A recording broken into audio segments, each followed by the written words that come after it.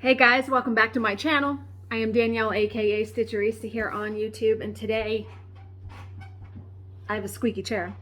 Let me see if I can. No, it's the back. Okay. Today is Thursday, August 11th, and I was off work today. Now, I worked until 9:30 yesterday. Yes. Love that sparkling water. Can't tell you enough. So, yesterday,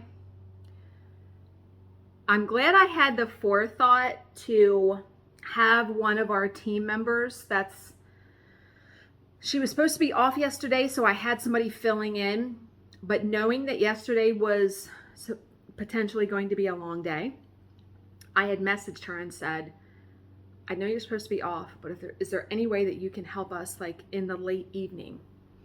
And thank God I had the forethought to ask her that, because she said yes. And I would say at about 5 o'clock, I was losing steam. And yeah, the job did not end until 8:45 my time. And then I have stuff to do afterwards. So she helped from about, I want to say 5 until the end of the day. So she helped for a good couple hours, which gave us, an extra break between our sections. And it also allowed me to index a job that was due tomorrow.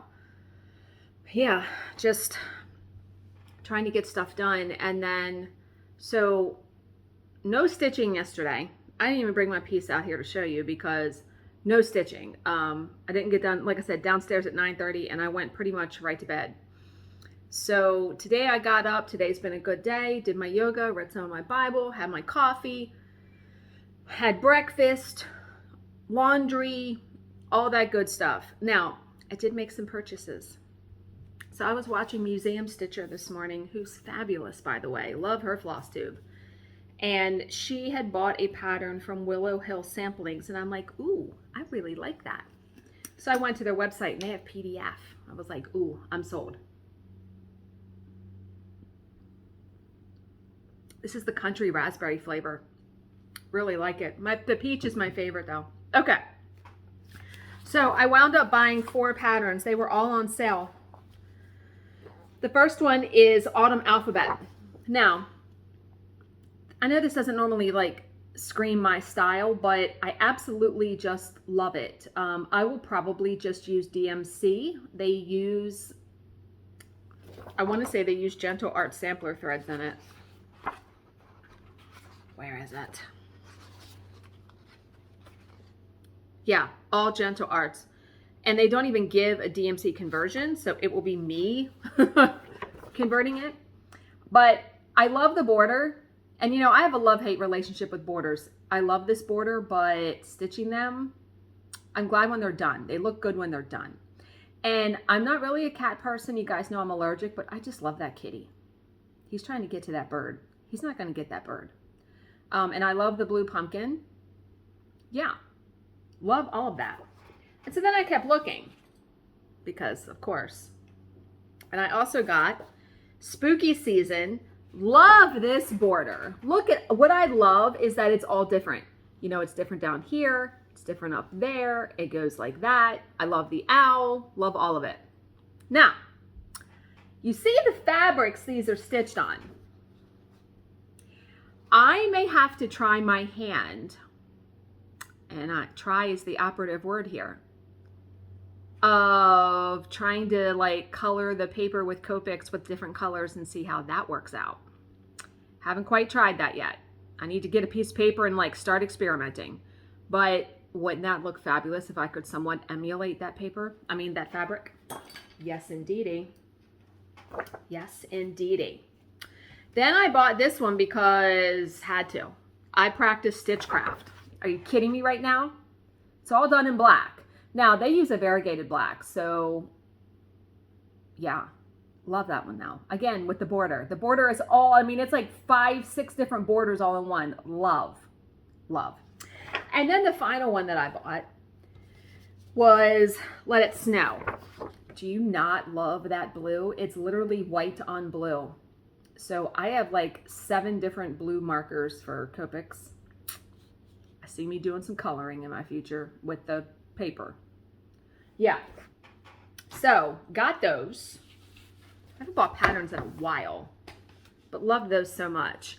And then I checked my mail right before I turned on the camera, and I got my order from down Sunshine Lane where I ordered, drumroll please. Yeah, this year's Halloween issue. Get this every year. Now I subscribe. This is the only issue that's not included in the subscription. Why? I have no idea, because they include the ornament issue in there, so I don't know, but cannot wait to flip through this bad boy. So I don't know if I'll be doing a flip through, or I might, because I haven't done one of those in so long. And you guys always seem to enjoy those, especially for that issue. But then I also bought 2 issues of Punch Needle and Primitive Stitcher because I absolutely love that magazine, and I let my subscription lapse. I may need to reinstate that again. So this is the 2022 spring issue. And then I got the summer issue. I love ordering from Amy at Down Sunshine Lane. She has really good customer service. So looking forward to sitting with a cup of coffee and flipping through these bad boys. Okay, so let's talk my stitching setup. So I want to thank everybody who weighed in and sent me pictures of their setup and all of that. If you remember yesterday, I had watched Kimberly's video and someone asked me, they said, had you decided that you didn't like your chair after you watched Kim's video or before? Well, you must not have watched all my videos, because I know I talked about it in a previous one. And the reason why I even watched Kimberly's video was because I had asked for suggestions of setups and someone referred me to her video. I mean, her video was recorded a year ago for that. So yeah, Bill, the funny thing is, I had been thinking about the chair, how it's highly uncomfortable for my back and stuff, for a couple weeks. And I've been very hesitant to say something to Bill because I was so excited to buy that chair and all that. And then he just sat down one day this weekend and said, wow, this chair is really uncomfortable. And I said, I know. And we both looked at each other and we just busted out laughing because he was like, oh, really? Yeah, really. So that's where that's come from. Oh, and before I forget, I've been forgetting to tell you guys, he came home from work Monday and he came in my office and he goes, I really like your hair. I could have fell out of my chair, because we know he hated it when I first had it cut. But obviously it's been 2 months, over 2 months since I've had it cut. So it's grown a little bit. I'm got it down of how to fix it now. And I guess it's just grown on him. So I was so, do I want to say thrilled? I was more surprised than anything.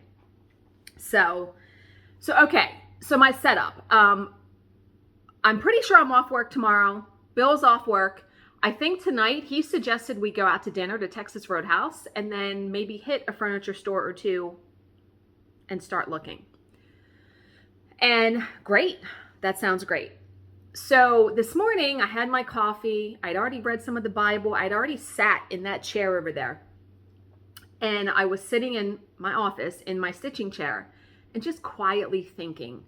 And I said to myself, do I really need to spend $100 on a lamp? No, I don't. And do I really need a lap desk? Like, I want to keep my stitching spot as simple as possible. Seriously. So I decided, I went in, I canceled the lamp, I canceled the lap desk. That was $130, okay? Instead, what I decided to order, and I'm going to show you because I haven't pulled up. Jill has raved about this sofa armrest clip tray table. She had even sent me a picture because she had went on vacation with her family 2 weeks ago to Myrtle Beach, and they rented a house. So she showed me a picture. She was like, this tray was one of the best investments she's ever made. She had her little accoutrement, you know, sitting there. I'm going to show you the tray. The Tray is $18.99. They have white, black, and cherry. I ordered the white one. Okay, so it clamps on, like those clips unfold, and then you can set it on the arm of a sofa or chair. I read the reviews on this. There wasn't one bad review. Everyone said the clamps are really strong, like it really holds. Because what I want this to hold is possibly my phone, if I just want my phone there, but my threads and my Ort box. So, and it's very easy to remove it and just fold it up if I want to at the end of a stitching session. Fold it up and put it in the basket that I have underneath my other little table. So I got that, $18.99. And then, what did I just hit? I just hit something funky. My light. So, because I stitched 99.9% on paper for a while now, and I don't plan on stopping, I don't need like a bright daylight lamp like I used to stitching on fabric. If anyone has stitched on paper, they know what I'm talking about, because the holes, whether it's 18 count or 14 count, it's pretty easy to see the holes. So I don't need fantastic light. The light in my office right now that's in the corner, that lamp I got from Wayfair, usually fits the bill. There are some times though where I would like a little bit more light, either when it's dark outside, or I don't know, I'm in there during the day and it's just a gloomy day. Years ago, as one of my Christmas presents, Bill had bought me one of those things that go around your neck and it has two little lamps here, and I absolutely loved it. I used it for reading, I used it for stitching, and it broke and I never replaced it, and I don't know why. So I went on Amazon when I ordered that tray and I ordered another one of those. Here's the one I ordered. This got rave reviews. I wanted to try to find one that was as light as I could get it so it doesn't feel like it's weighing on my neck. This is $17.99. It has 3 modes. It says up to 70 hours. It's rechargeable. Here's the one I got. I got pink. That's the one I got. So they're all coming Monday. That and the tray is coming Monday. And again, I can just, at the end of a session, take that off, put it in my basket that is right next under my table. I'm like, why did I not think of that before? What I really am amazed at, you know what? I need to get my project to show you. Hold 1 second. Okay, absolutely love Carrie of Tiger Lily Designs, her project keepers. I keep my project in here. Now, one of the reasons that, and I got to move this because I don't want to show you the pattern. I'm going to fold it the other way so it's just a white piece of paper. One of the reasons that I had wanted to use the lap desk that Kimberly had was to hold my pattern. She has her pattern on that lap desk, like right on the lap desk for when she's stitching. And when I was sitting there quietly contemplating everything this morning, I was like, why can't I just put the pattern on the paper like I would do if I was stitching on fabric? So here's what I did. This is what I'm stitching. This is the pattern, and then this is my tiny needle minder. And it's not very much weight at all on my hand. Like the paper weighs what, an ounce? Like why did I not think of that before? Now, one thing I want to do, and I think I need to make a trip to the dollar store. This felt piece, I'm always on the lookout for the lightest possible needle minders because they will weigh down paper for sure. I had bought a set of felt pieces. It was like this, an ice cream cone, a rainbow, and I made needle minders. I just glued really small, that tiny little magnet on the back. This is such a light needle minder. I would like to find other felt pieces that correspond to like Halloween, Christmas. I think I need to go to the dollar store because I'm sure they have those. If anybody knows where I could, I don't need 300 felt pieces though. Do you know what I mean? Like I looked on Amazon, they have a whole pack of like 300 felt pieces for $7. I don't need that. I'll spend $2. I'll spend $1. Like, no, I don't need 300 pieces. So, but yeah, why did I not think of that? So I don't need that lap desk to hold my pattern. So can't wait. Praying I can find a chair that is not either too expensive, you know, breaking the bank. Good thoughts towards me finding. And a lot of you had sent me personal messages saying good luck on finding the chair. So Godspeed on that. We're going to do that tonight. Okay. Well, we're going to start tonight. That's the plan anyway. All right, so we're going to read a small miracle story, and we are going to read another poem from Donna Ashworth's book because I love it so much. Now, there's a funny story about, not funny, but like an amazing story about her book. So I had the sample on my Kindle, and every time I looked at the price of the book, it was like $11. And I hemmed and hawed because, okay, I'm trying not to spend money on books, okay? And the library doesn't have that book because I already looked. So this morning I said, you know what? I'm just going to go in and buy it because the poems help people. They help me. It's important. It'll be fine. I'll spend the $11. I kid you not. When I went in there to buy it, the Kindle version was $2.99. I said, am I looking at the right book? Because every other day that I looked at it, it was $10.95. I'm serious. So I hurried up and bought it. $2.99. I will pay $2.99. So thank you to whatever universe or cosmos did that, because you could have knocked me over when I saw that it was $2.99. When I went in there, I was like, huh? Mm-hmm. All right. So today's story. My mother, a widow, is practically destitute and relies on me for financial help all the time. As I am not particularly well off myself, this represents a tremendous pressure. Most of the time, I seem to be able to bear this burden with good humor, but every now and then, the strain wears me thin. Such was the case last month when my mother's air conditioner went on the blink during the worst heat wave of the summer. Ooh. For the preceding few months, she had been particularly needy.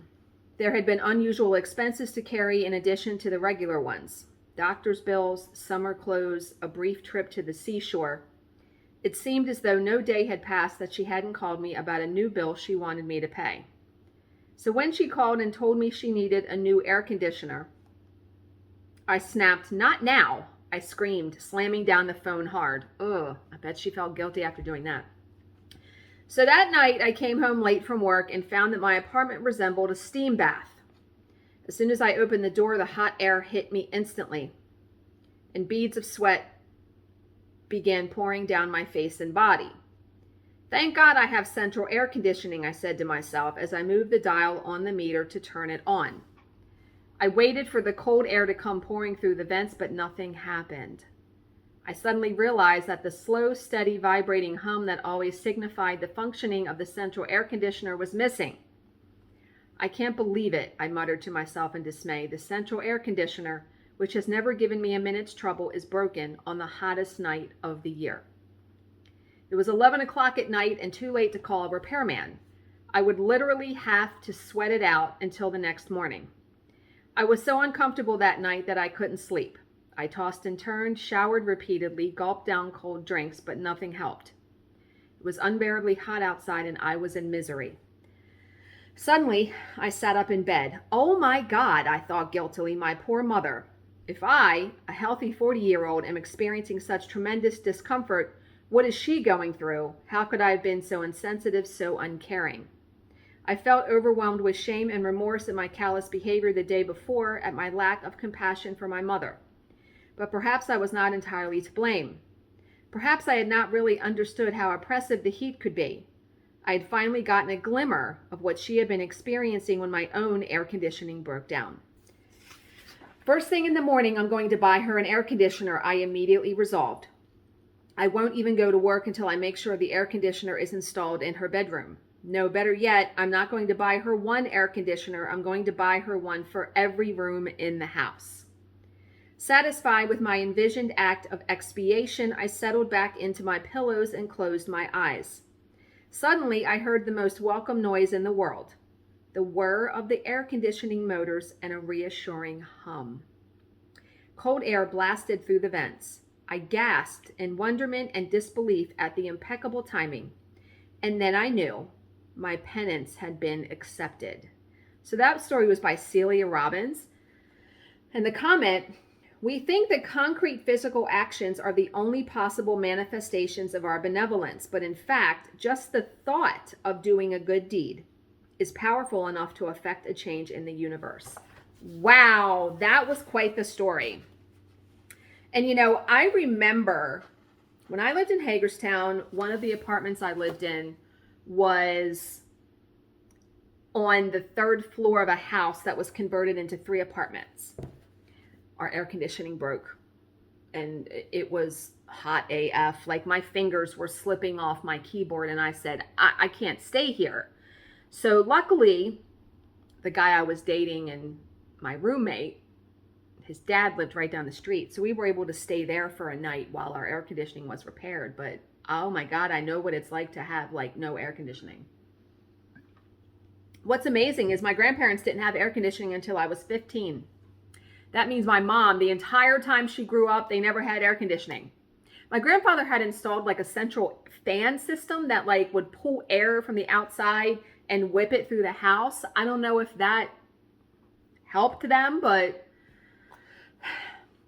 And then, so I was talking to my stepdaughter the other day when they were over here for dinner. She is going to UMBC to be a sonographer, you know, to do sonograms. And we were talking about bedside manner and things like that. And I sometimes think it takes someone being in, like that woman being in the position of having no air conditioning to know what it's like for her mother to have no air conditioning. So I watched this movie. I don't know what the title is. I'm sure somebody will tell me. It stars William Hurt and Christine Lottie. They're husband and wife. He's like this world-renowned doctor. And he doesn't have a good bedside manner. He's very callous and abrupt with his patients. And even with her, he is at home. And they're going to some function in the movie and he coughs and he's like, yeah, you know, my throat's been sore for a couple days. He coughs and she like must have felt whatever came out of his mouth onto her. It was blood. She's like, oh my God, I have blood in my hair. And so she's like, you have to go to the doctor. Well, he wound up having cancer and he got cured. But boy, did it change his total way of thinking as a doctor, because being on the other side of it, he encountered professionals that were just like him. I think the movie is called The Doctor. I'm pretty sure that's what it's called. So it completely changed the way he practiced medicine, which I thought was amazing and awesome because it's such a good movie. And it's early, it's like from the 1990s. Like, it's such a good movie. I highly recommend anybody watching it. I even told my stepdaughter to watch it, you know. Like, sometimes it takes somebody being in that position to really see how they are not doing things correctly. Yeah. Like I said, it changed his whole way. Love that movie. Okay, so we're going to read a poem out of Donna Ashworth's I Wish I Knew. So this one is called Speak Your Love. There are many things to fear in this life, but I have found that there is one to be feared above all: the things you failed to say. Always speak what is in your heart. Always speak to those you love, as though that sentence may be the last one you utter. Because if it is, you will play those words over and over and ache with every fiber of your being to replace them with better, to replace them with love.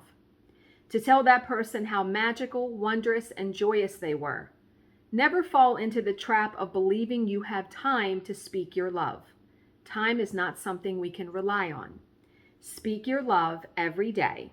Speak your love, come what may.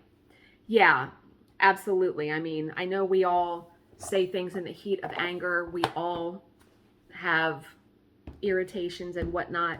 But I really do try to think about what I say to people and how I say it.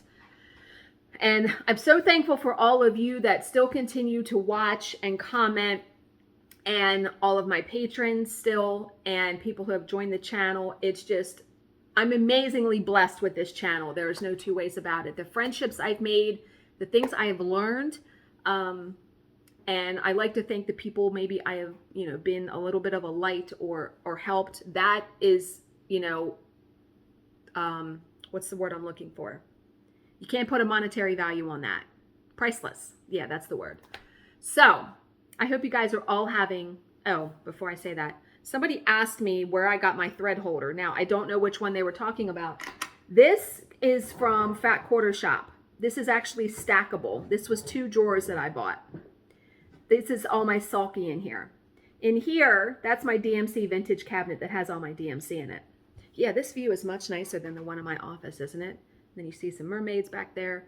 There's my printer. Yeah. Okay. As always, if you have any questions, please leave them in the comments section below, and I will answer them to the best of my ability. Thank you so much for watching and subscribing, and I will see you in my next video. Bye, guys.